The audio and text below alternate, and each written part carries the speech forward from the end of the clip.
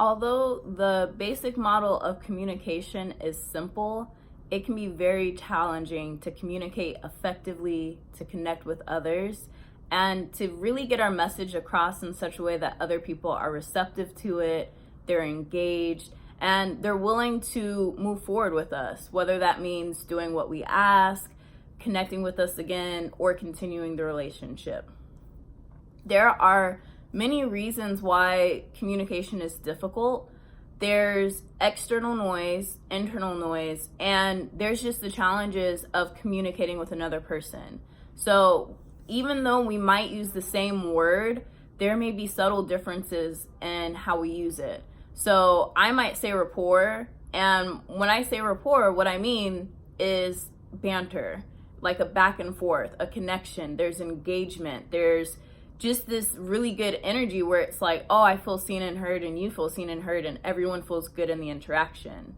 Whereas someone else might hear rapport and they may not take it in that same way. I don't know how you would take it, but I've been asked what my definition of rapport is, and even though I gave someone like a blueprint of what that means to me, they still were not able to deliver. And it was just like, there are so many things that go into it where you can't always tell someone what you want and then them deliver or perform for whatever reason. A lot of it is people are terrible listeners and don't pay attention. So I'm Latia, and today I have a challenge in mind. And I've been thinking about it because when it comes to communication, there are lots of challenges, and it can be scary and it can be daunting, but it doesn't have to be. So recently, I had a conversation with someone about starting a mastermind for women of color, for Black women in particular. And so I was chatting with one person, and she's like, hey, talk to this person. She would be so down for starting this with you, a great resource, like go to her. So I text messaged this person because we're already communicating and connected. And I'm like, hey, I'm looking to start a mastermind for Black women. Would you be interested? And she's like, call me. Or she calls me, so we get on the phone. And she's like, okay, so what's your definition of Black? And I'm like, whoever identifies as Black. Okay, so what type of women are you looking for? Because there's a difference between a woman in the Midwest and a woman like this. And I'm just like, oh my God, like clearly you're not that interested in like brainstorming and creating this space with me. You just want to find an already established mastermind and participate in it. So I'm like, all right, there's one error in communication that came up: expectations. So for me, I'm looking for someone to collaborate and brainstorm with and come together as we create this mastermind together. So I'm looking to partner with someone to create a safe space for Black women to have a mastermind. And this person's expectation at whatever point is, I'm looking to join a mastermind. And this person's already in a mastermind and looking to join another one. And so it's like, okay, you're not looking to establish a mastermind, you're just looking to find one to join. And it's like, that's great, I'm not knocking it. It's just like, all right, so what my expectation was and your expectation was, one, we're not aligned. And it takes being present to notice things like that, because we don't always realize, wait a second, we're not looking at this from the same angle. And sometimes you have to be bold and acknowledge that, so that you can align with the other person. And it can be scary because we tend to think that we're aligned with people and we're on the same page and they're just as excited as we are. In reality, I would imagine that everyone's a no. That's what I do. I imagine people watching my videos aren't actually interested in watching them. I imagine people who could potentially be customers have no interest in the things that I want to teach them. I just assume like, okay, I'm in a world of no. Nobody's interested. Nobody cares. What is it that would get people to care? Because it's about honoring what they want and like what they have to offer. Because as much as I'm excited about communication, not everyone is. As much as sex is just like fun and exciting for me, not everyone else sees it that way. And it's not a bad thing. It's just like, okay, well, what is it that I need to do to help show you how important this is? So in that like engagement that I had with this woman, it was fascinating for me because I could see, okay, one, we're in different places. Perfect. Two, you're giving me questions that I would not have considered. Because like for me, I'm just like, okay, someone told me that you'd be interested in joining me or starting this, and I can see that you're not. Or you are, and here are questions that other people may have. So as I create it, whenever I'm ready to, I will be able to use these questions and guide my, like, whether it's my marketing, whether like whatever phase of the process, it's like you're empowering me to do better. So thank you. Now, when it comes to communicating with people, I feel like there can be communication anxiety, whether we're aware of it or not. And one of the big concerns that I feel comes up is nobody listens to me. What is the point of having conversations if no one's going to listen to me? They don't do what I say. They don't hear me. They don't pay attention. I just get lost in the sauce. And my big question to that is, do you listen to you? You are the first person who hears your thoughts, understands your wants and desires, and are you even listening to what you have to say? So as I have conversations with people and they rant or go on tangents or they lose the point and can't remember what they were trying to say, did you know in your mind what your purpose was, what you were going out to say before you said it? Are you being intentional or careless? And I sometimes rant and go on tangents, and a lot of the times like there's a purpose to it or it's just related to something, and I can also retrace my steps and go back to where I started. But I do this often. I talk a lot.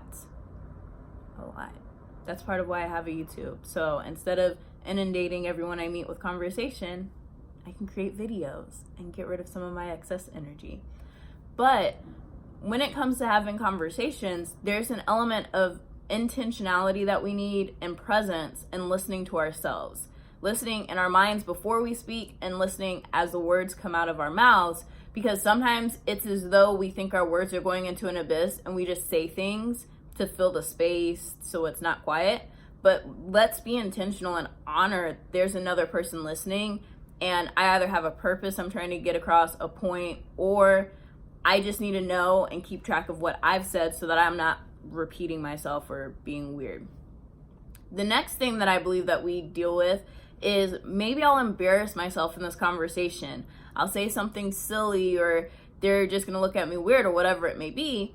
And I believe that most of us don't care that much. So yeah, there might be an embarrassing moment that happens. You might say something a bit weird. Like, there are definitely opportunities to kind of like mess up in conversation. And the beautiful thing about conversation is, one, you can clear it up and just be like, oh my gosh, I'm a little embarrassed. I can't believe I said that. Or, oh, did that bother you? And check in with the other person, because it's highly likely, one, a lot of us are very self-centered. So they're probably more worried about themselves and what they're feeling and dealing with versus what you are.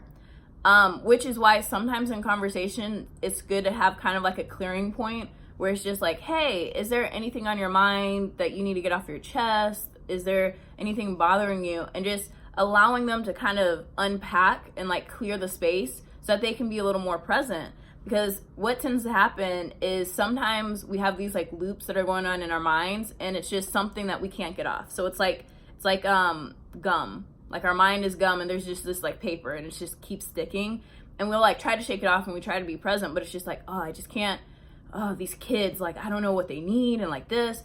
And so if you give them space, like, hey, anything on your mind, before we have this conversation, it's like, yes, I'm so worried that my kid's babysitter is just crazy, and I just am a little bit stressed, but thank you for letting me do that. Now I can be a little more present.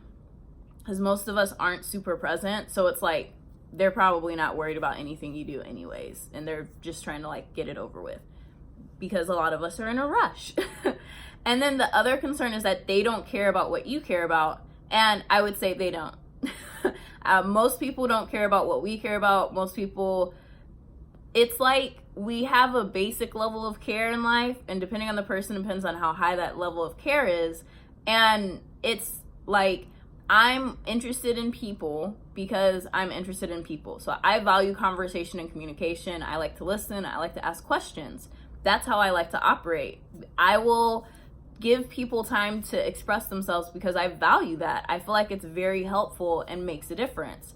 At the same time, do I care about everything that you share? Not really. I'm more curious about like the connections and like paying attention and asking questions and learning more. So if you say something that seems weird or the energy's off, I'll inquire because I'm curious and I would like to know more and really understand you. But that's my MO. Most people don't care that much. Most people are just like, yeah, cool. And like, they're either very surface level, shallow, like I heard your words, whatever. Some people go a little bit deeper and they kind of get an understanding like, okay, general picture, but still doesn't matter. And then you have people who really understand you deeply. And I strive to be one of those people where I pay attention, I ask questions, I make connections, but it's really just, I like to be there for people and honor their greatness.